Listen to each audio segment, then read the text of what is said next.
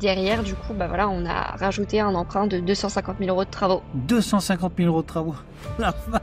Le truc, c'est que je ne sais pas exactement comment le banquier a monté son dossier. Parce que bon, c'est vrai qu'on a réussi à faire un prêt travaux, du coup, sur 20 ans. Ah ouais, honnêtement, une entreprise travaux qui fait la France entière, mais c'est un red flag pour moi. C'est pas possible. C'est pas possible. Les meilleurs artisans sont les meilleurs sur leur secteur. Quand même un gros avantage à prendre des entrepreneurs locaux, c'est tout simplement qu'ils sont à proximité du bien. Parce que tu fais venir une entreprise de l'autre bout de la France pour faire tes travaux. Le jour où t'as un pépin dans un des appartes, comment tu fais? À un moment donné, il voulait carrément qu'on lui fasse encore 40% d'acompte, mais alors qu'on n'était pas du tout à 90% du chantier, tu vois. Très compliqué parce que tu vois, il essayait de nous prendre par les sentiments à des moments donnés. C'est quand l'entrepreneur a commencé à nous faire des arrêts de chantier qu'on s'est dit oulala, faut qu'on se forme. Parce que là, l'entrepreneur en question, quand on a commencé à lui dire écoute, pour les VMC, il nous faudrait ci, ça, machin, etc.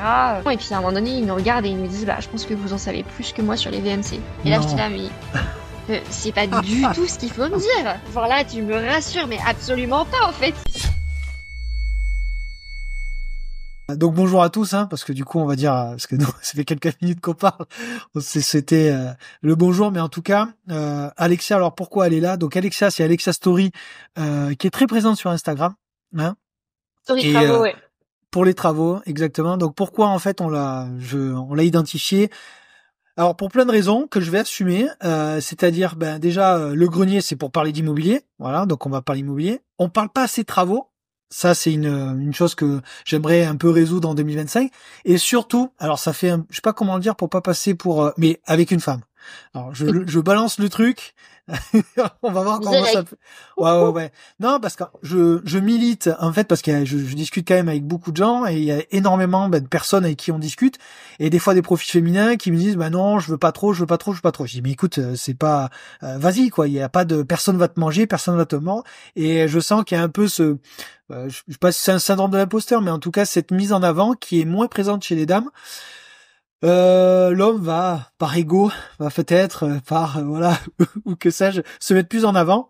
Et donc, c'est pour toutes ces raisons que je suis très, très content de t'avoir.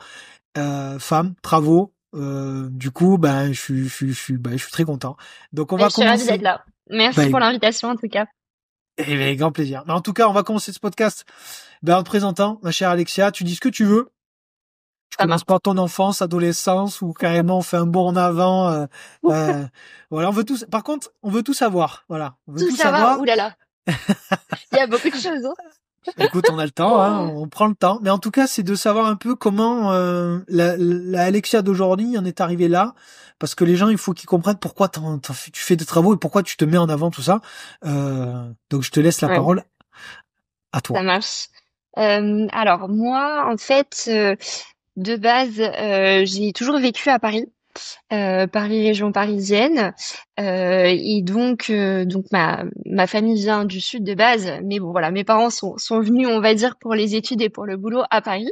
Du sud, quelle région? Parce qu'il y a sud et sud, Alors sud, Nice, Antibes. Maintenant ma mère elle est redescendue dans le sud vers Aix-en-Provence, donc voilà, c'est quand même le sud-sud. C'est plus proche de chez nous, Aix, que Nice, mais ouais, ok. Le soleil, voilà, les bonnes températures, tout ça. Exactement, ouais. Et donc du coup, moi de mon côté, j'ai fait des études en école de commerce avec un master en finance. Et à la suite de ça, j'ai commencé à travailler en audit des comptes d'entreprise, commissariat aux comptes. Donc voilà, un domaine financier, passionnant, oui. Franchement, j'ai appris plein de choses. J'ai appris beaucoup de choses. En vrai, l'audit, ça m'a appris, voilà, la persévérance, savoir gérer aussi beaucoup de projets en parallèle, beaucoup de travail aussi.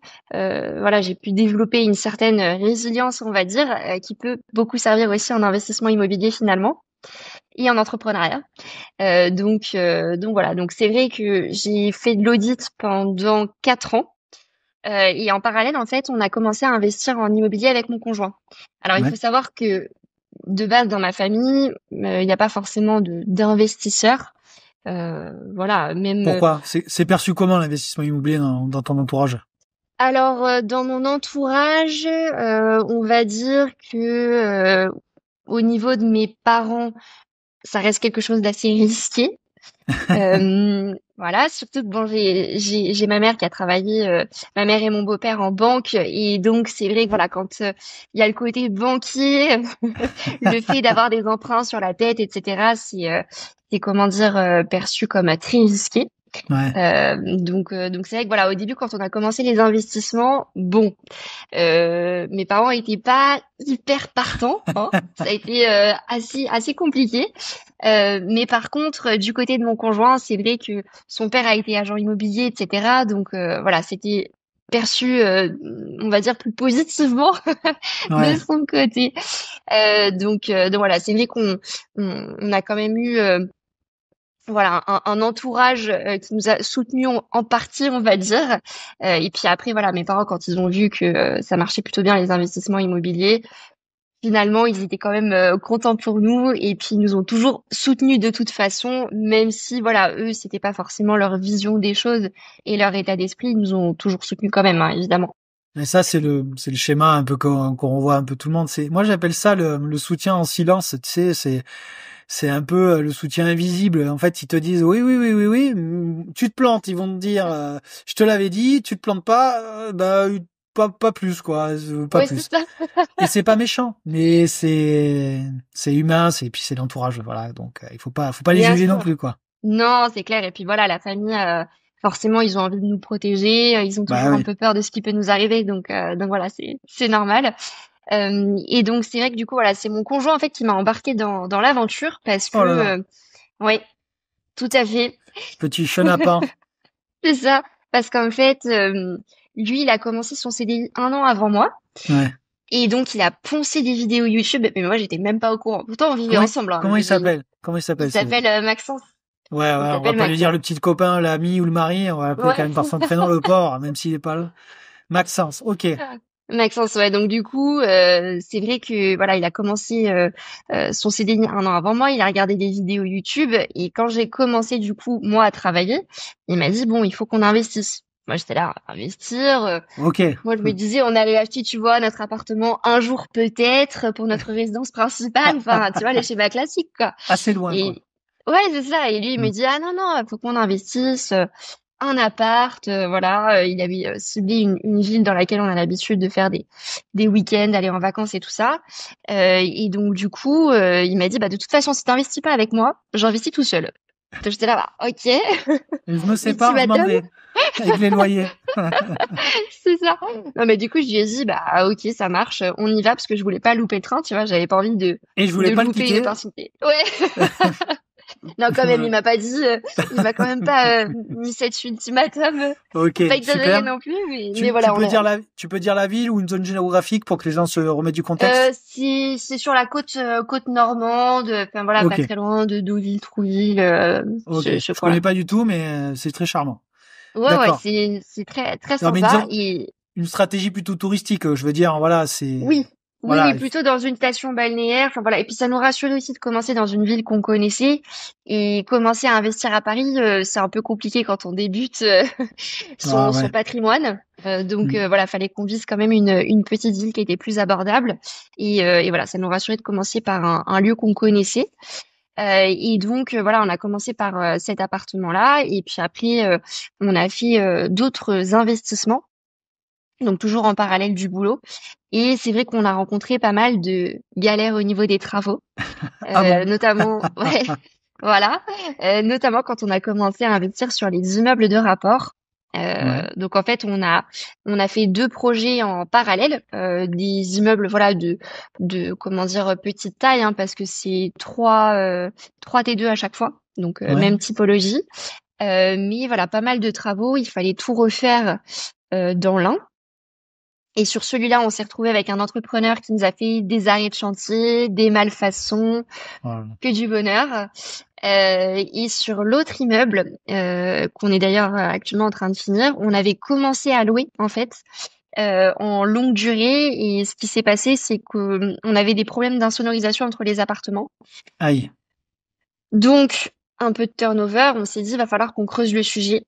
Et quand on a commencé à creuser le sujet, on s'est rendu compte d'un certain nombre de problématiques structurelles. Donc en fait, on a refait tout l'intérieur de l'immeuble. Mais quand je dis tout l'intérieur, c'est-à-dire qu'on a refait voilà les planchers, enfin, il y avait beaucoup de choses à faire. Et du coup, forcément, toutes ces problématiques-là m'ont poussé à m'intéresser aux travaux, à essayer de comprendre comment ça fonctionnait. Parce que de base, moi, je suis pas tout à fait, enfin voilà, je ne sais pas trop bricoler. D'ailleurs, j'ai jamais peint un mur hein, au jour d'aujourd'hui, parce que en fait, on délègue beaucoup les travaux. Mais du coup, l'idée, c'était quand même de comprendre ce à quoi on était confronté, même au niveau des problématiques structurelles. Enfin, voilà, de s'impliquer dans le Mais projet. du coup, je fais sur ce projet structurel parce qu'on va quand même rentrer carrément dans le vif du sujet travaux. Quand tu fais un investissement locatif, tu es obligé de budgétiser. Est-ce que Mhm. cet imprévu travaux, parce qu'un plancher, que les gens quand même se remettent un peu dans le contexte, c'est que c'est pas genre je me suis planté sur le cumulus à 800 balles. En tout cas, Ah non. non mais voilà, il faut quand même le dire. Donc ça veut dire que quel impact ça a eu sur votre projet locatif? Est-ce que vous avez mis de votre poche? Est-ce que vous avez changé la stratégie? C'est-à-dire vous êtes passé longue durée à courte durée ou revendu, faire un achat-revente sur un des deux lots pour financer? Bref, quelle a été la solution au problème? Voilà. Alors, du coup, effectivement, grosse problématique, parce que évidemment, ce qui s'est passé, c'est que on n'a pas découvert tous les problèmes d'un coup, Ah sinon bah c'est oui, trop c'est trop simple, facile. hein. Donc évidemment, c'est quand on commence à désossier petit à petit qu'on se rend compte qu'il y a, voilà, effectivement, des problématiques au niveau de la charpente, des problématiques au niveau des linteaux de fenêtre, les planches, etc. au fur et à mesure. Et du coup, c'est vrai qu'au début, on commençait à financer cash les travaux. Puis bon, on s'est rendu compte que ça allait vite plus être possible en fait, vu l'ampleur que ça prenait. Mais au Donc lieu en de fait, partir on en a vacances, vous allez y vivre là-bas dans ouais, la c'est zone. ça. C'est vrai on aurait pu Ouais, finalement se dire bon, allez, quand même. on revend notre résidence principale, on va vivre là-bas. Mm. Mais non, c'est pas Non, tout à fait ça finalement tant mieux. qu'on a décidé, tout simplement parce qu'on s'est dit de toute façon, alors revendre, c'était compliqué parce que honnêtement, enfin, quelqu'un qui aurait voulu acheter, il nous aurait acheté le truc pour une bouchée de pain, que ce soit l'immeuble en entier ou même un appart. En fait, finalement, on n'aurait pas réussi à valoriser le bien en tant que tel, vu tous les travaux qu'il y avait à réaliser. Et donc on s'est dit bah tant pis, on va tout refaire parce que hors de question de masquer quoi que ce soit. Moi je suis pas du tout comme ça. Voilà, j'aime faire les choses dans l'ordre et carré et du coup je préférais tout refaire et être sûr que l'immeuble soit sécuritaire parce que quand on vient toucher à la structure, on parle quand même de sécurité derrière. Voilà, on a Et déjà puis, entendu des histoires hein, de ah d'immeubles ben, qui ah s'effondrent, ouais, de mais choses comme et ça, de logement décent. C'est-à-dire, et de en fait, logements t'as la décents. décence aussi d'un bâtiment, d'un logement. Hein. Donc, Bien sûr, bien mm, sûr, bien sûr, mais au-delà de ça, il y a carrément aussi bah, la on est d'accord. sécurité Ouais. qui vient jouer aussi. Et c'est vrai que pour toutes ces raisons-là, de toute façon, on se disait, bon, on n'a pas le choix, on refait tout. Et donc, on s'est dit, il va falloir effectivement qu'on change de stratégie. La longue durée, ça va pas nous rapporter assez, donc on va faire de la location courte durée. Alors déjà, avant de parler de la courte durée, en tout cas de l'exploitation, quel est le coût de cet imprévu? Est-ce que tu peux le Ouh dire? là là. Dis-nous ça un peu. Alors le coût, en fait, on a refait un emprunt de 250 000 euros pour refaire du coup, voilà, les trois appartements. Mais je compte du coup la partie structurelle dedans, mais je compte aussi la partie rénovation énergétique, isolation, placo, etc. Alors c'est quand même un montant assez élevé. Tout simplement parce que voilà, le côté structurel coûte cher aussi. Quand tu vas refaire, par exemple, un gîtage, c'est-à-dire les solives et enfin, ouais, c'est les solives qui vont venir soutenir ton plancher. Bah forcément, c'est du bois. Le bois, ça coûte cher aujourd'hui, donc forcément, mais voilà, ça chiffre vite. Alors juste pour qu'on remette un peu les chiffres de façon grossière, le montant de départ, c'est-à-dire global du projet, hors imprévu. Ouais, alors le montant de départ, on a acheté l'immeuble 107 000 hors frais d'agence. Ok, On a fait 30 000 euros de rafraîchissement au tout début, en ok, 2020. ok. Voilà. Et donc, derrière, du coup, bah voilà, on a rajouté un emprunt de 250 000 euros de travaux. 250 000 euros de travaux. La vache. Ouais, c'est énorme. Ah C'est ouais, énorme. ah C'est ouais, c'est énorme. énorme. Mais Non, là, mais on ce qui sait est... qu'on est tranquille, tu vois. Ah bah tu m'étonnes, tu lui as fait, t'as reconstruit carrément l'immeuble, donc du coup forcément. Ouais. Ouais, donc Mais non, mais ce que je veux dire par là, c'est pas pour comment dire appuyer sur le fait de l'erreur, c'est pour appuyer sur le fait que l'immobilier, il faut être agile. C'est-à-dire que là, vous avez eu effectivement un gros problème. Hein. Franchement, c'est énorme, hein, 250 000 euros. Mais qu'en fait, hein, on est à l'abri de rien et que il faut être conscient de ça. Après, le vivre, c'est autre chose. Je dis pas, hein, parce que même si ça a dû jouer sur l'aspect travail, CDI, sur l'aspect couple aussi, faut pas se mentir. Mais il faut être conscient de ça. C'est des fois tout va bien. Mais des ah, fois, je le souhaite vraiment à voilà. tout le monde que tout se passe bien, mais effectivement, alors ce qu'il faut savoir aussi, c'est qu'évidemment, le côté immeuble de rapport par rapport à un appartement, bah c'est plus risqué parce que on a toute la structure sous sa responsabilité. Donc il y a ça aussi qui joue quand on est en copro. Il y a un syndic, etc., etc. Ouais. Donc ça peut aider aussi de ce côté-là. Après, l'avantage de l'immeuble, forcément, bah, c'est qu'on est en monopropriété, donc on décide, on prend les décisions très vite. Voilà, quand je veux dire, il faut prendre la décision de soutien de charpente, remplacement de tel linteau, etc., etc. Bon, bah, on prenait les décisions très vite pour avancer.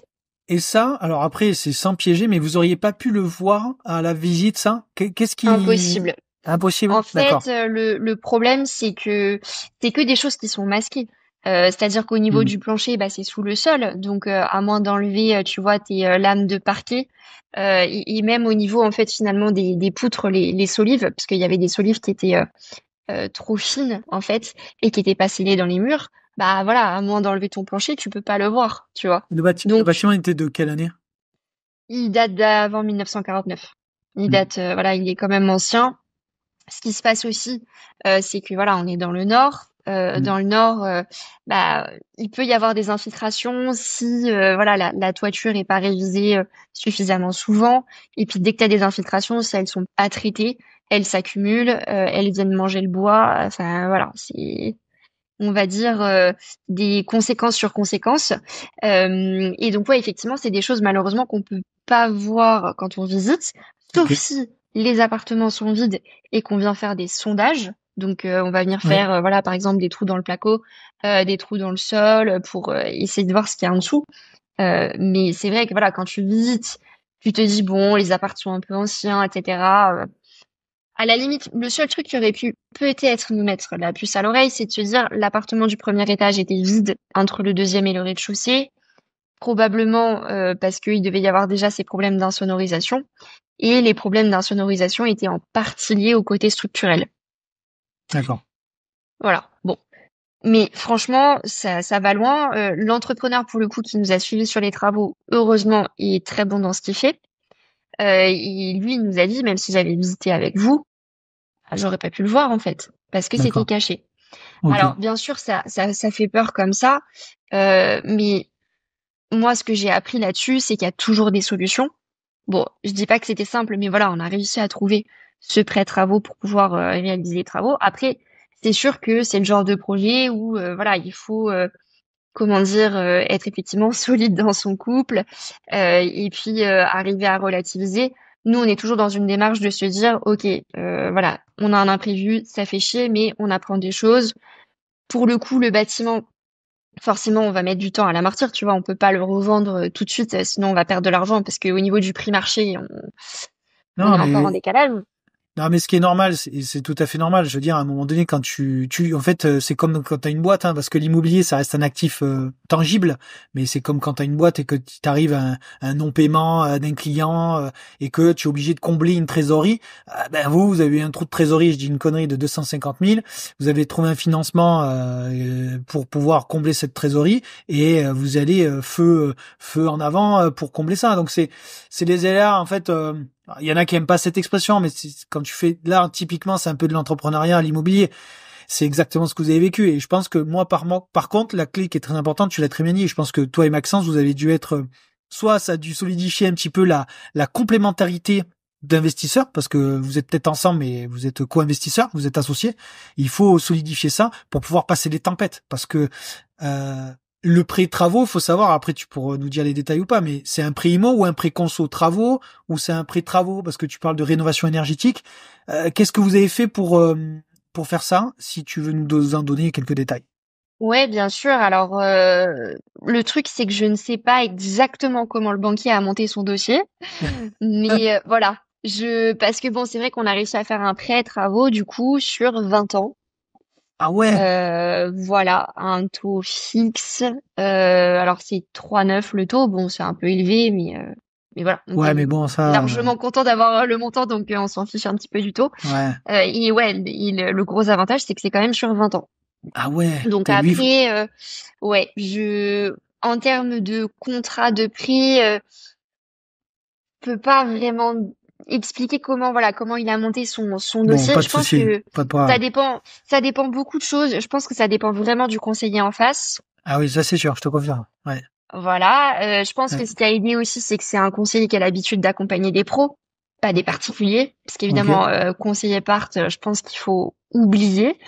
Soit il faut aller voir un directeur d'agence, soit il faut aller voir un conseiller pro. Un conseiller pro, vu qu'ils ont la vision, ils ont l'habitude d'accompagner des professionnels, ils savent aussi que les imprévus, ça peut arriver. Et Ah ouais, c'est sûr. finalement, il y a un peu un truc, alors ça, je pensais pas, mais finalement, j'ai l'impression que voilà, contracter un prêt travaux, bah parfois ça peut être plus simple en fonction des banques et des conseillers que de contracter un prêt pour du foncier, tu vois. Euh, voilà, je sais pas vraiment l'expliquer parce que lui-même nous a pas voilà donné d'explication sur comment il a fait ses calculs, comment il a monté le dossier et comment Ouais, parce que ça a été vous avez pas accepté. comparé. Vous êtes allé voir le même banquier qui avait fait le financement. Alors, figure-toi que c'est même pas ce banquier-là qui nous a financé l'immeuble. Ah ouais. Ah, Ouais, magistral. ouais, ouais. Ah ouais. Ce banquier nous a financé un autre projet, l'immeuble où on a eu des péripéties avec l'entrepreneur. Hmm. Mais ouais, non, le banquier qui nous a financé cet immeuble dans le Nord n'a pas voulu nous suivre sur les travaux. Et en plus, tu vois, ce banquier-là n'a même pas voulu nous suivre sur le montant qu'ils ont en délégation en agence. Bah, il vous aimait pas. C'est pas possible. Bah pourtant, si, on s'entendait bien, mais en fait, ça avait un truc, tu vois, parce que en fait, dans les calculs, il prenait pas mes revenus d'auto-entreprise en compte dans les calculs, et du coup, il disait, ah bah non, mais ça passe pas, Ouais, il a je peux pas envie rien de faire, quoi. s'emmerder. Il a pas envie de s'emmerder. Ouais. Ah, mais c'est Après, sûr. voilà, Non, mais on est voilà, il y a entre nous, des, là. ouais, ouais, non, Il mais je faut le pense que dire. de Hein. toute façon, il y Ah, a des conseillers, tu vois, soit qui ont pas envie de s'emmerder, et qui te ressortent, voilà, les règles du ouais. HCSF, machin, bon. Là, je vais être un peu moins piquant, mais c'est pas que envie de s'emmerder, c'est qu'il y en a qui savent travailler des projets, qui savent aller jouer avec les règles de leur banque. Il y en a qui C'est savent, ça.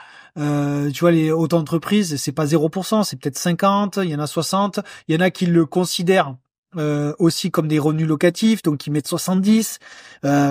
Et en plus, ce qui est dans ta phrase, ce qui est un peu rageant, c'est qu'il te dit qu'il est une délégation. Donc, en gros, la justification, il a même pas besoin de faire un commentaire aux engagements. C'est au-dessus de lui. Ouais, C'est c'est à son ça. directeur, sa directrice. Donc, c'est encore plus frustrant parce que le mec, Ben, ou la personne, il peut prendre la en fait, décision, quoi. la directrice d'agence, si tu veux, on l'avait en contact et elle me dit qu'elle avait, voilà, 60 en délégation, mais que voilà, il fallait voir avec le conseiller part qui nous suivait et le conseiller part qui nous disait, bah non, si vous avez juste des revenus d'auto-entreprise, ça passe pas, quoi. Je peux pas Bon, compter vos revenus. Bon, bref. Donc, ok. voilà. Ok. Mais Bon, bon. du coup, pour cet investissement, la grosse galère, celui-là, il est fini, celui-là.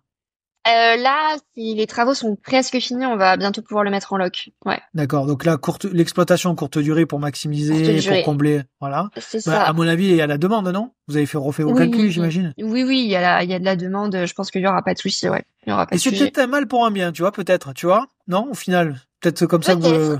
Peut-être, Non, mais... peut-être. Bah, après, voilà, à voir effectivement en fonction de ce que ça donne. Alors, la problématique quand même aussi avec cet immeuble, forcément il y en avait qu'une, c'est qu'il y a un train qui passe à proximité. Ouais. Donc ça, je pense que ça a joué aussi sur le côté du bâti et la structure, parce que voilà, il y a des vibrations qui se créent. Et donc du coup, pour pallier à ça, c'est aussi pour ça que les travaux nous ont coûté très cher, c'est parce que du coup, on a vraiment mis le paquet quand même sur L'acoustique. l'isolation, Ouais. l'acoustique, le côté phonique. Oh là là. Donc voilà, Ah ouais. placo-phonique sur les murs qui donnent sur l'extérieur, sur les rampants au niveau du dernier étage qui est sous les toits, isolation croisée au niveau de la laine de verre. Donc en fait, tu poses ta laine de verre, euh, tu la, hum, tu Ah, la mais moi, poses, comment dire, de manière différente pour qu'en fait, tu évites les comme en ponts peinture, thermiques c'est la même et pose qu'en cophoniques. peinture. C'est la même pose en peinture croisée. Ouais, voilà, Ah bon, en moi je croisé, vois ouais. ce que tu veux dire, mais je pense que tu fais bien de le préciser parce que je pense qu'il y en a qui sont voilà qui ont pas Oui, peut-être le même niveau de connaissances travaux, et ce qui est normal, hein, je veux dire. parce que on le voit pas tous les jours. Moi, c'est la première fois que je l'entends d'un point de vue échange de podcast. Mais quelle galère. Ouais.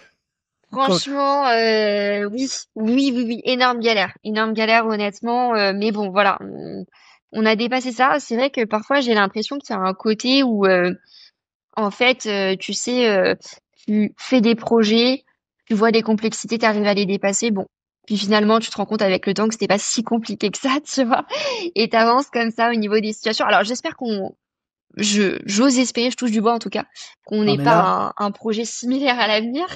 non Mais mais même, tu vois, Alexia, même si tu l'as similaire, c'est qu'en fait, t'as tellement pris le pain, en tout cas la face nord, parce que moi, j'arrive avec mon associé, je l'emploie souvent, je lui dis sur certains sujets, je dis, écoute mec, tu vois, nous on a commencé par la face nord, c'est-à-dire qu'on a commencé par le plus dur sur certains sujets.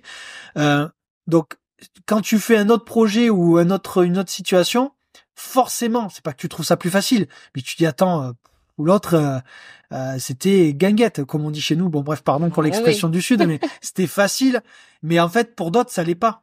Donc, Mm, je mm. pense que la suite des projets, en fait, chaque nouvelle galère, tu la stockes et elle est plus facile après. Et donc là, peut-être on peut faire peut-être une transition sur l'autre, peut-être investissement sur l'aspect de travaux. Où vous avez des galères avec l'entrepreneur. C'est quel type de galère que vous avez eu et comment ça a pu être arrivé, et comment comment parce que et comment est-ce que vous auriez pu le détecter, même question que l'autre, et comment vous en êtes sorti. Ouais, bien sûr. Alors là, ce qui s'est passé sur l'autre projet, c'est que d'entrée de jeu, en fait, on a sous-estimé les travaux. Donc, on a voulu refaire les 3 appartements et c'est un peu le problème quand tu commences à investir, on va dire, et à développer ton patrimoine. Tu t'imagines une situation et un scénario et donc, en fait, dans ta tête, tu restes bloqué dans ce scénario. C'est-à-dire que tu t'es dit, je vais rénover les 3 appartements, donc il faut que je trouve le devis travaux qui va couvrir, si tu veux, les travaux de ces appartements-là et que ça corresponde à l'enveloppe travaux que tu as demandé à la banque. Parce que Maxence, pardon, mais il a pas de background travaux ou quoi. Non, lui, c'est Pas du tout. Lui, comme toi, il il y a a pas de. fait, ouais, il a fait des études d'ingénieur. Il a travaillé à la direction des systèmes d'information d'une grosse boîte. Enfin voilà, mais il a jamais travaillé dans l'immobilier. Il a jamais travaillé dans les travaux. Donc Ok, d'accord. voilà, on s'est Bon, lancé comme ça. et comme Alors beaucoup. Ouais, on s'est quand même formé sur les sujets, mais c'est vrai qu'on s'était pas particulièrement formé sur les travaux à la base. ouais. Et du coup, c'est vrai que quand tu t'y connais pas, voilà, tu te retrouves dans ce domaine-là. Évidemment, les artisans peuvent te balader et ainsi de suite. Et donc, du coup, si tu veux, on s'est retrouvé à voilà chercher absolument une entreprise qui pourrait nous suivre sur le montant de travaux qu'on s'était fixé pour refaire les 3 appartements. Et le premier Il y avait entrepreneur de l'immeuble, il vous suivait pas sur le second? C'était peut-être pas la Alors même zone. en fait, ce qui s'est passé, c'est que ouais, c'est pas la même zone et en gros, enfin, les galères qu'on a eues là sur l'immeuble dans le nord, ça s'est produit après, tu vois. D'accord. Donc Ah ok, là, mais de toute façon, il n'interviendrait pas dans cette zone, donc on n'aurait pas pu faire appel à lui. ok. Et en fait, ouais, sur ces travaux-là, ce qui s'est passé, c'est que voilà, du coup, on n'arrivait pas à trouver une entreprise qui acceptait de nous suivre au montant qu'on s'était fixé. Donc, on a cherché et on l'a trouvé en gros sur un site internet. Et donc, du coup, quand voilà, on l'a vu, ce qui s'est passé, c'est qu'il nous a fait à la toute base le rafraîchissement sur l'immeuble du Nord. Parce qu'en fait, les 2 immeubles, on les a achetés en 2020. Donc début 2021, c'est lui qui est intervenu en fait sur notre immeuble dans le Nord pour faire rafraîchissement de 2 apparts sur 3. Et du coup, il nous a dit, j'interviens partout en France. Donc on s'est dit, ah bah chouette. Il nous a fait les 2 apparts dans le Nord en 6 semaines, changement de sol, peinture, salle de bain, cuisine. Bon voilà, C'est rafraîchissement pas la, plus plus plus. c'est pas la société B? Non, c'est pas ça. Non, non, non, c'est pas ça. Ah, bah, je veux pas trop mettre C'est en pas avant celle-là. parce que je sais qu'il y a plein de Non. procès là-dessus, donc et Ouais. puis c'est pas mon univers. Ok, d'accord. Non, non, c'est pas ça. C'est pas celle-là. Et donc, du coup, bref, il a commencé les travaux dans l'autre immeuble parce qu'évidemment, son budget convenait à l'enveloppe travaux qu'on s'était fixée. Donc, on s'est dit Ouais. super. Et en fait, du coup, il nous a fait les travaux. Et le problème, c'est que lui, il avait dit, je bouge partout en France. Sauf qu'en fait, ces gars avaient pas du tout envie de bouger partout en France. Donc, il s'est retrouvé à un moment donné, en fait, il était bloqué. Il a essayé de faire appel à des sous-traitants, il nous a fait des arrêts de chantier parce qu'il avait du mal à trouver des équipes. Et après, il nous a envoyé des équipes Voilà, je ne sais pas où il a trouvé ses sous-traitants, mais en tout cas, ça a été très très compliqué. Et le problème, c'est que la guerre en Ukraine est passée par là. Donc, le coût des matériaux a explosé. Et en fait, ils voulaient nous augmenter ces tarifs. Mais on était là, bah nous, on a signé un devis. Déjà que tu nous fais des arrêts de chantier, on va pas en plus te payer, tu vois, des suppléments. À un moment donné, ils voulaient... Parce que ce qui s'est passé, c'est que on a fait plusieurs erreurs. Déjà, on a sous-estimé les travaux. Donc, on aurait dû se dire de base, au lieu de rénover les 3 appartes, on en rénove déjà 2 bien avec une entreprise locale et ensuite on verra pour le troisième. Et la deuxième erreur, c'est que vu qu'on avait confiance en lui, en cet entrepreneur, il nous avait demandé un acompte de 50%, ce qu'on a fait. Donc en fait, on était un peu bloqué, si tu veux, au début, quand on a vu qu'il a commencé à faire des arrêts de chantier, on lui avait payé 50% du chantier. Bien sûr, il n'était pas du tout à 50% d'avancement. Donc, on n'avait pas le choix que de continuer avec lui si on voulait pas perdre d'argent. Donc, on a perdu beaucoup de temps parce que voilà, il nous a fait un premier arrêt, je sais pas, de 3 4 mois. Il a repris, il a refait un arrêt. Enfin, tu vois, ça a duré le truc. Je pense que le chantier a duré 1 an et demi, un truc comme ça. Et en fait, ouais, Sur la 3 lots, c'est relation énorme, avec hein. 3 lots, c'est c'est énorme, énorme. hein. Ouais. Et la relation avec l'entrepreneur était très compliquée. Très compliquée parce que tu vois, il essayait de nous prendre par les sentiments à des moments donnés. À un moment donné, il voulait carrément qu'on lui fasse encore 40% d'acompte, mais alors qu'on n'était pas du tout à 90% du chantier, tu vois. Et en parallèle, quand je l'avais au téléphone, il me dit ouais, je suis en train d'acheter un riad à Marrakech, je sais pas quoi. Là, je viens d'acheter un immeuble, j'ai mon équipe qui bosse dessus et moi j'étais là, mais en fait, avance sur notre chantier, non? C'est Avant de faire gentil, tes ça. propres chantiers, tu vois. Ouais. Donc ouais, compliqué là-dessus. Et on a réussi à finaliser le chantier tant bien que mal, sachant que voilà, pareil, ça avait des finitions. Enfin, c'était un peu la cata, quoi. Et en fait, on a un entrepreneur local du coup qui nous a repris la finalisation du chantier. Donc voilà, pour des finitions, des choses comme ça. Et puis pour le changement de menuiserie aussi en façade, parce que ça, il nous l'avait pas fait. Alors qu'il était censé le faire. Et évidemment, bah c'est pareil, ça nous a fait des surcoûts parce que la guerre en Ukraine est passée par là, que le temps a passé et que du coup les coûts ont explosé à ce moment-là. Donc voilà. Et d'arrêter avec lui là, aux premiers éléments, ça aurait été pas possible financièrement? C'est Bah en compliqué. fait le problème c'est qu'on se disait, tu vois, on avait parce que on avait budgété de base 100 000 balles et on lui avait quand même donné 50 000 quoi. Donc Ouais. c'était, tu Ouais, vois, compliqué de un se peu piégé, dire ouais. ouais, on était un peu piégés. Et tu vois, lui, comment on aurait pu éviter ça? Bah déjà, ce que je disais en se disant en fait, au lieu d'absolument vouloir rénover 3 appartes, sachant qu'on s'est rendu compte qu'on avait sous-estimé les travaux, il fallait en refaire que 2. Ou alors peut-être aller voir la banque pour essayer de négocier une enveloppe complémentaire, tu vois. Le truc, c'est Ouais. que quand tu commences à investir, je sais pas pourquoi on a des espèces de blocages, des fausses croyances où on se dit, j'ai emprunté tel montant, je peux pas dépasser, je peux pas aller retourner voir la banque pour emprunter plus, sinon ça va me pénaliser pour la suite, etc. Oui, enfin, ok, sauf que, enfin, au jour d'aujourd'hui, si tu as besoin d'aller emprunter plus pour pouvoir mener ton projet à bien, peut-être qu'il vaut mieux aller voir la banque, essayer de négocier, voir ce qui est possible de faire pour pouvoir finir le projet peut-être plus vite et ainsi de suite, tu vois. Alors, ce qui se passe, je pense que moi, de mon expérience, de ce que je vois, c'est plutôt que tu as ta rentabilité en tête et tu te Aussi. dis, quand tu mets tout sur papier, tu te dis, ouais, ben j'ai vu ça, j'ai vu un truc à 10%, avec 50 000 euros de travaux, ok, soit, pas de souci. Et aussi, je pense qu'il y a le prisme de, en fait, c'est ce que je déplore depuis plusieurs années, c'est qu'avec la hype de YouTube, la hype un petit peu de toutes les vidéos qui sont sorties, on te fait penser ou on te laisse croire que l'investissement immobilier est facile et accessible. Alors, ça peut l'être, je dis pas que ça peut pas l'être. Ce que je dis, c'est qu'en fait, tu as tellement d'étapes dans l'investissement immobilier qu'en fait, à chaque étape, tu dois être accompagné.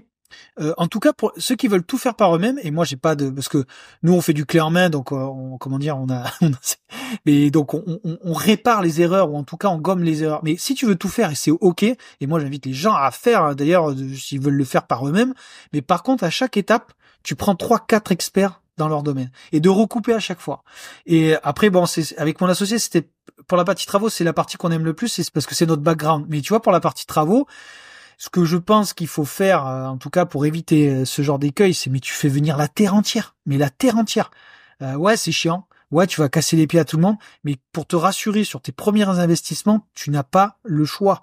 Si t'as pas une personne de confiance ou qui a 5 étoiles, et encore que, il faut faire attention aux étoiles maintenant, c'est vraiment ce qu'il faut faire si tu veux tout faire toi-même. Voilà, mais ça, tu vois, par exemple, je parlais je nommais la société B. On a été au courant de ça, on nous a démarché là-dessus. Et en plus, moi, elle habitait à côté de chez moi. Donc, je veux dire, mais j'en ai parlé à mon associé et il me dit, Mickaël, c'est pas possible. Je dis, écoute, ouais, il y a cette promesse. Il me dit, c'est pas possible. Donc, tu laisses de côté et au final, tu te rends compte que, en fait, sans parler de l'augmentation en Ukraine, qu'il y a un bon sens, prix au mètre carré. Et surtout, c'est pour ça que j'ai rebondi quand tu m'as dit, oui, il faisait la France entière. Honnêtement, une entreprise travaux qui fait la France entière, mais c'est un red flag pour moi. C'est pas possible. C'est pas possible. Tu peux pas maîtriser les meilleurs artisans sont les meilleurs sur leur secteur. Tu vois, Tout voilà. à fait d'accord. Et j'ajouterais aussi que, en fait, il y a quand même un gros avantage à prendre des entrepreneurs locaux. C'est tout simplement qu'ils sont à proximité du bien. Parce que Ben ouais. tu fais venir une entreprise de l'autre bout de la France pour faire tes travaux. Après, enfin, c'est fini. Ciao, bonsoir. Le jour où tu as un pépin dans un des appartes, comment tu fais? Tu vas pas faire revenir l'entreprise de l'autre bout de la France pour, je dis une bêtise, mais te changer un chauffe-eau ou intervenir parce qu'il y a une fuite, un truc. Là, l'avantage du coup, c'est que quand on a l'entrepreneur local qui a repris pour finaliser le chantier, vu qu'ils sont à 3 minutes en voiture, Ben ouais. si on a un souci, bah en fait, je sais qu'ils peuvent passer dans l'immeuble, j'ai même pas besoin d'être là. Je passe un coup de fil et c'est tout. Et même en termes d'exploitation. C'est-à-dire que là, si tu fais de la courte durée, si tu t'entends bien avec lui, que tout s'est bien passé, ou plus ou moins, parce que il peut y avoir des problèmes. Je veux dire, les travaux, c'est des Bien sûr. problèmes, mais tout se résout, comme tu l'as très bien dit au début. Et après, même en exploitation, il peut te donner, je sais pas, un dégât des eaux, ça arrive, voilà, un dégât des eaux. Je crois que moi, sur tous mes investissements, j'en ai eu moins un. Donc je veux dire, un dégât des eaux, c'est normal, ou un changement de cumulus, ou une poignée, parce que des fois c'est débile, hein, mais un locataire, il arrive pas à ouvrir une poignée. Bon, bref, et d'avoir quelqu'un qui puisse t'aider pour passer entre deux rendez-vous de chantier, c'est quand même agréable quand même. Ah bah c'est clair et c'est important, je trouve, du coup, de trouver des partenaires de confiance. Donc le pire, c'est que cet entrepreneur local de base avait fait un devis pour cet immeuble, mais Ah c'est ouais. juste qu'il était trop cher, enfin, par rapport, tu vois, à notre enveloppe. Donc c'est bon, c'est tant pis, c'est comme ça. Mais en tout cas, je pense que l'autre chose qui aurait pu aussi nous permettre d'éviter de prendre l'entrepreneur qui nous a fait des malfaçons, c'est effectivement, voilà, d'avoir peut-être quelques connaissances en travaux, de savoir poser des questions test, tu vois, ça c'est un truc Ouais. que du coup, voilà, j'ai développé avec le temps, mais aussi parce que du coup, je me suis formée sur le sujet avec Fabien Liégeois. Je sais pas si tu vois. Si, si. Euh, Très bien. Très bon. très, Très, très bon. ouais, très très Très, bon. très bon. Et du Ouais. coup, enfin, je suis clairement montée en compétence grâce à lui. J'ai acheté sa En fait, c'est, formation il y a quelques années, il y a ouais, deux ans, je elle est crois. Donc, géniale. Elle est géniale et c'est vrai que si tu veux, c'est quand l'entrepreneur a commencé à nous faire des arrêts de chantier qu'on s'est dit ouh là là, faut qu'on se forme et bim on a pris la formation de Fabien du coup et ouais. c'est ça qui nous a permis de monter en compétence. Et c'est vrai qu'il parle des questions tests et les questions tests, bah ça peut permettre voilà de juger si un artisan il est quand même bon techniquement ou pas parce que là l'entrepreneur en question quand on a commencé à lui dire écoute pour les VMC il nous faudrait ci ça machin etc. Il nous posait des questions et puis à un moment donné, il nous regarde et il nous dit, bah, je pense que vous en savez plus que moi sur les VMC. Et là, je dis Non. là, mais c'est pas du tout ce qu'il faut me dire. Genre là, tu me rassures, mais absolument pas en fait. Le mec, il dit oh, c'est une masterclass, ce garçon. Ah ouais, Une d'accord. masterclass, ouais, tu vois. Et Énorme. là, on s'est dit vraiment, c'est la cata quoi. Oh, punaise. Non, mais après, après, voilà, on en rigole parce que je pense que le moment, à l'instant T, c'est pas drôle. Mais là, on en rigole. C'est aussi de montrer aux gens qui nous écoutent et qui nous regardent qu'en fait, il faut aussi apprendre rapidement, très rapidement des erreurs. Donc, qu'est-ce que je sais pas, au vu de cette expérience-là, quel conseil tu pourrais donner, je sais pas, 3, 4 un peu tips pour que les gens, pour pas qu'ils se fassent avoir. Déjà, Pour la sélection d'artisans, est-ce que tu peux nous dire, toi, maintenant, aujourd'hui, comment tu les sélectionnes? Tu fais Oui, un bien sûr. CV, tu fais des visios, tu fais, je sais pas. Ouais, je pense que pour la sélection des artisans, il faut essayer de voir déjà ce qu'on peut vous proposer avec du bouche à oreille, Mm. que ce soit par exemple les agents immobiliers locaux. Voilà, est-ce qu'ils connaissent des entreprises? Parce que si par exemple ils louent des appartements, ils ont sûrement des entrepreneurs à recommander qui interviennent dans leurs appartements, Mm. qu'ils ont en gestion. Ça va être ça, ça va être peut-être aussi voilà, au niveau du notaire, si c'est un notaire de la ville, voir avec lui s'il y a des entrepreneurs ou des artisans à recommander. Ça va être après de demander à ces entrepreneurs-là d'aller avec eux sur le chantier, sur leur chantier, des chantiers en cours pour voir comment ça se passe. Quel est le type de finition? Est-ce que c'est propre? Est-ce que voilà, c'est organisé, etc. Ça peut aider aussi. De vérifier après potentiellement bah, sur Internet, effectivement, évidemment, les avis, voir aussi au niveau de leurs assurances. Est-ce que voilà, ils ont bien les attestations d'assurance décennale? Ça peut être pas mal de faire un check au niveau de l'assurance décennale aussi pour vérifier qu'ils sont bien assurés, parce que ça arrive aussi, hein, les fausses attestations. Et puis ensuite, effectivement, ça va être de discuter avec l'artisan, de voir ses connaissances techniques. On peut le voir notamment, par exemple, si on veut faire voilà une rénovation énergétique au niveau de l'isolation, par exemple. Est-ce qu'il traite l'ébrasement des fenêtres, tu vois? Si jamais il le traite pas, bon bah voilà, ça peut être un sujet.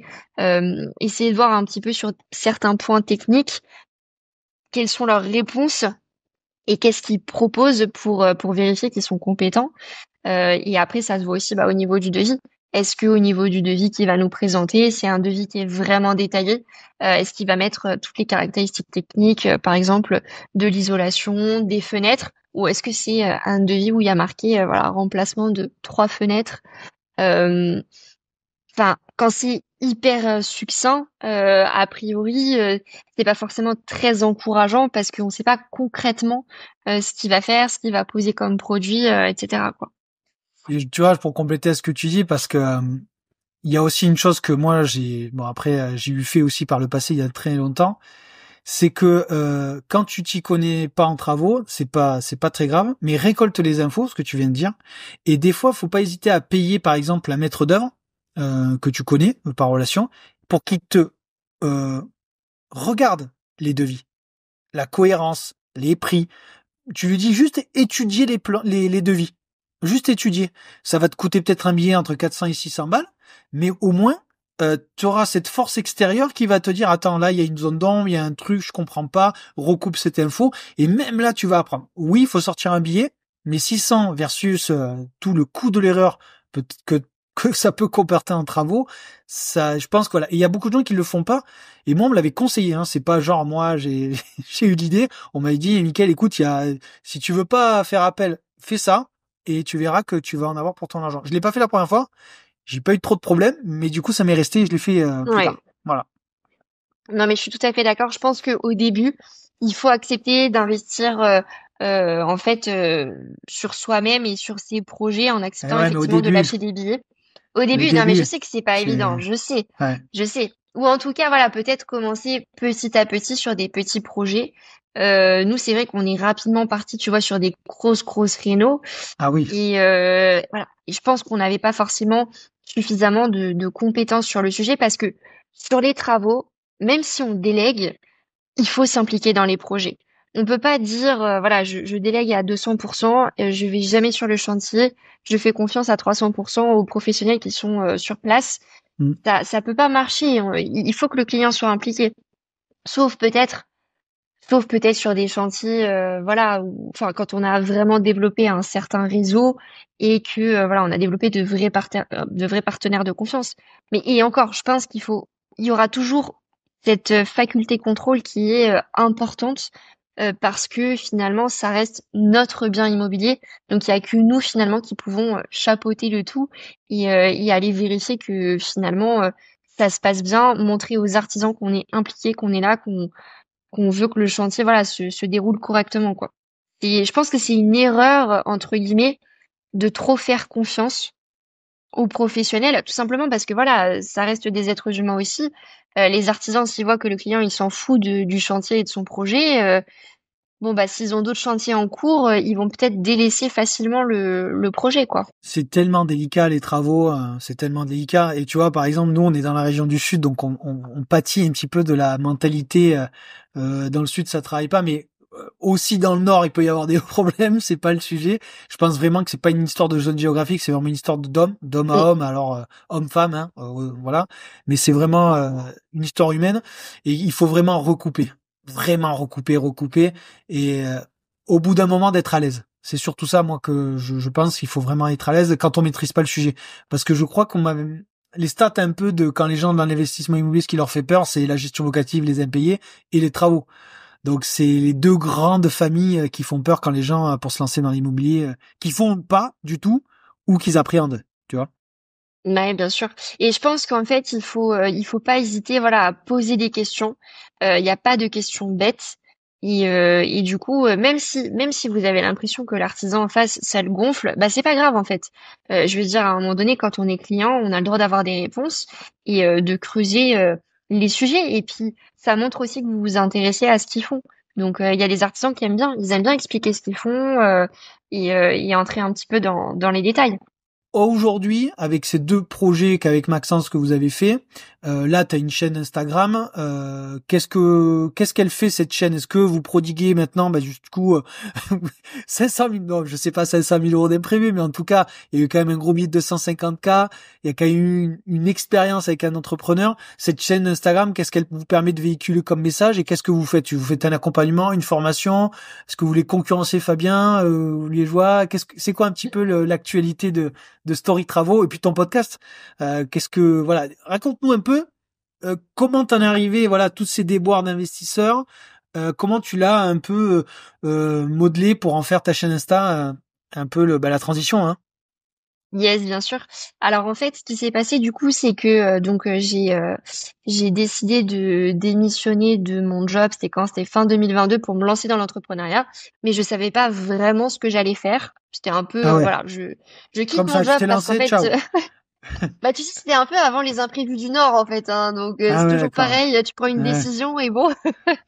Mais bref, du coup, c'est vrai que voilà, j'ai commencé cette comment dire ce chemin dans l'entrepreneuriat et en fait, à un moment donné, je me suis dit c'est vrai que mon quotidien c'est l'immobilier, gérer des travaux et j'avais envie de créer en fait un compte Instagram pour partager des astuces parce que j'ai appris tellement de choses. Tu Ah vois que bah je tu me disais m'étonnes. il faut que je voilà, il faut que je partage, Ah ouais. il faut que je partage pour sensibiliser les gens sur les travaux et y apporter voilà de la valeur, des conseils que ces personnes pourront réutiliser pour aussi un peu, bah, tu vois, les prévenir dans le sens où, vu que j'ai fait forcément des erreurs, bon, comme tout le monde, et que j'ai appris plein de choses, le fait de partager ces apprentissages, ça permettra peut-être, voilà, à des néo-investisseurs de peut-être ne pas reproduire les mêmes erreurs, pouvoir capitaliser du coup sur ce que nous on a appris et sur les compétences qu'on a développées. Donc l'idée en fait d'avoir lancé Story Travaux, c'est vraiment voilà de partager au quotidien des astuces et des conseils pour comment dire réaliser un chantier plus sereinement, savoir voilà maîtriser la gestion des travaux, etc. Et donc du coup, avec ce compte Instagram, en fait, l'idée c'est de développer une partie affiliation. Donc en fait, je ne travaille pas en tant que concurrente de Fabien, mais je travaille plutôt Ouais. avec lui. D'accord. Donc voilà. Et après, à côté de ça, je fais aussi du coaching en investissement immobilier, Ok. plutôt pour des formateurs pour le coup. Et puis, je me suis diversifiée. Alors ça n'a rien à voir, mais je fais aussi de l'achat-revente de sacs de luxe. D'accord. Ah oui. Donc, ouais, un univers complètement différent, mais qui ressemble un petit peu à l'immobilier quand même, parce que le principe, c'est quoi? C'est acheter des sacs vintage aux enchères qui sont à rénover. Je les emmène chez le maroquinier pour, en fait, leur donner une seconde vie, et après, je les revends du coup sur le marché de la seconde main pour générer des plus-values. D'accord. Ah ouais, c'est pour ça que sur ton compte, il y a Start.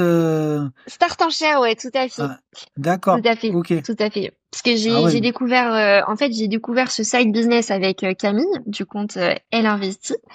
Ouais. Et D'accord. du coup en fait si tu veux j'ai commencé à développer ce side business. En fait j'ai suivi sa formation quand elle l'a sortie. J'étais dans la première édition, enfin la première promotion d'élèves, on va dire, De sac ou euh, d'immobilier?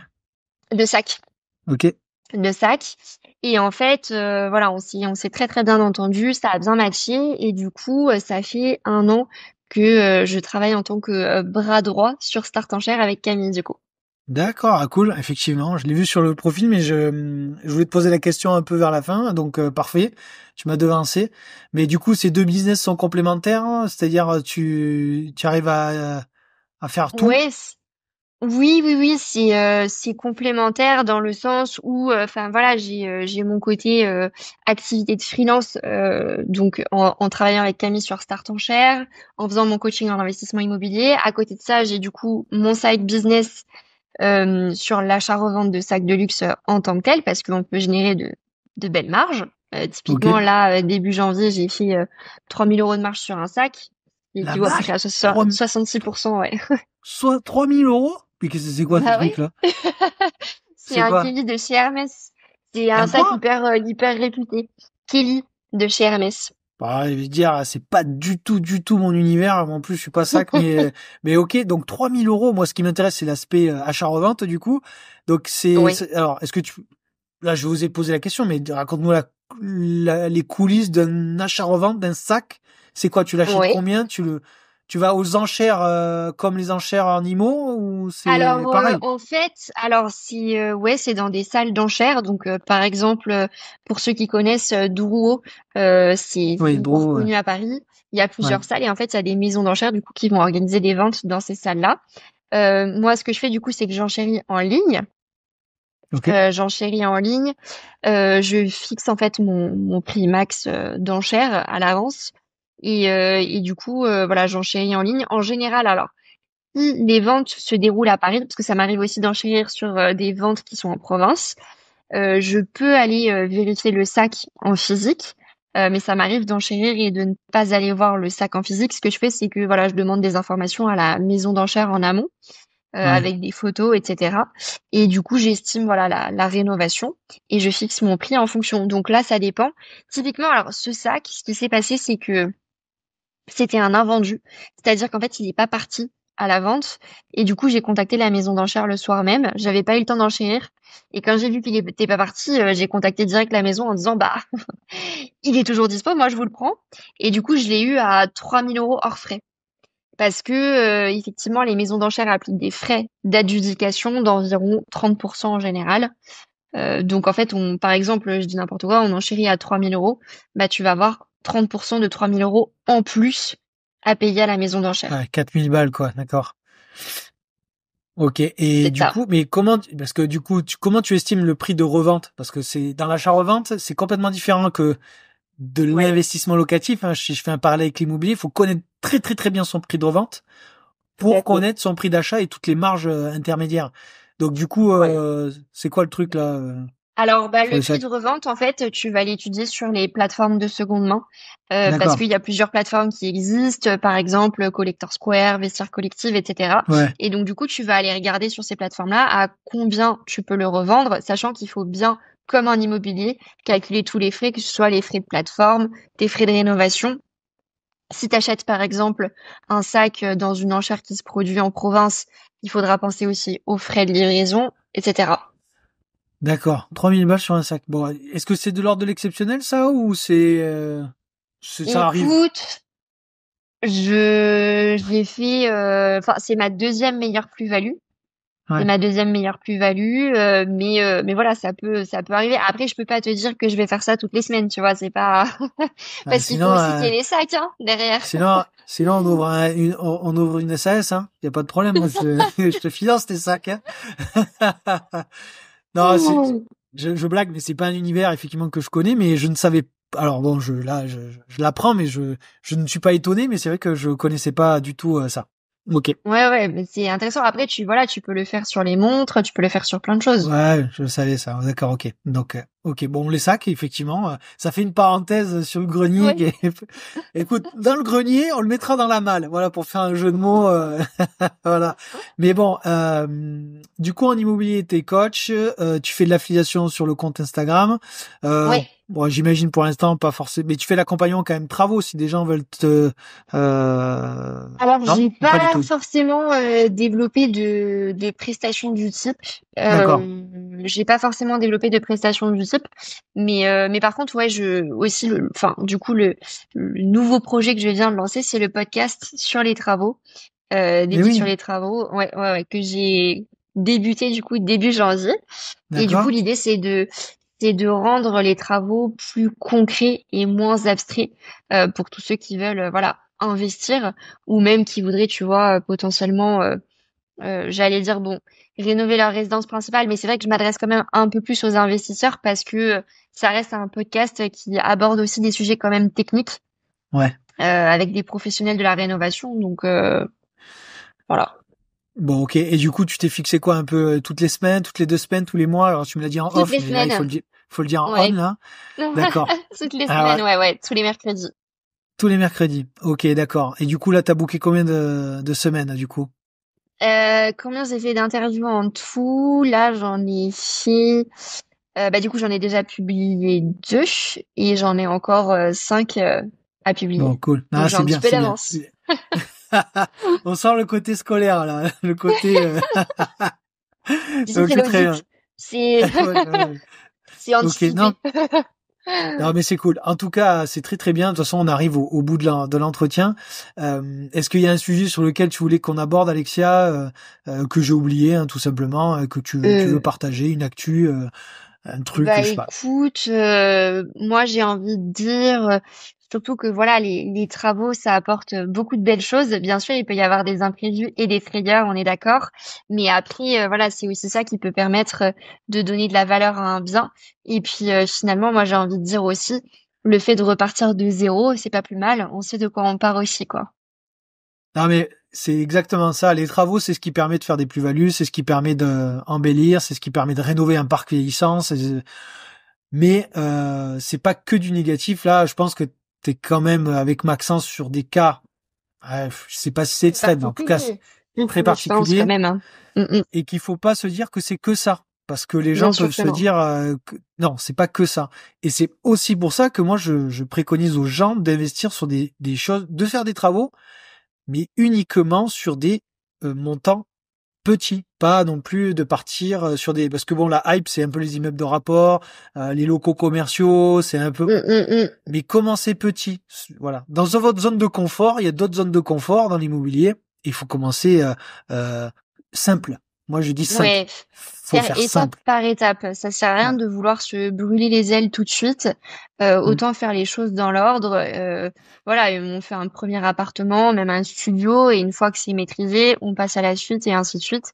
Et c'est beaucoup plus simple dans cet ordre-là plutôt qu'effectivement de commencer direct par un immeuble de rapport où il y a tout à refaire et potentiellement de se retrouver en déficit avec des dettes pas possibles et d'être dégoûté de l'immobilier parce que c'est ça Ouais, le c'est risque ça. en Ouais. fait.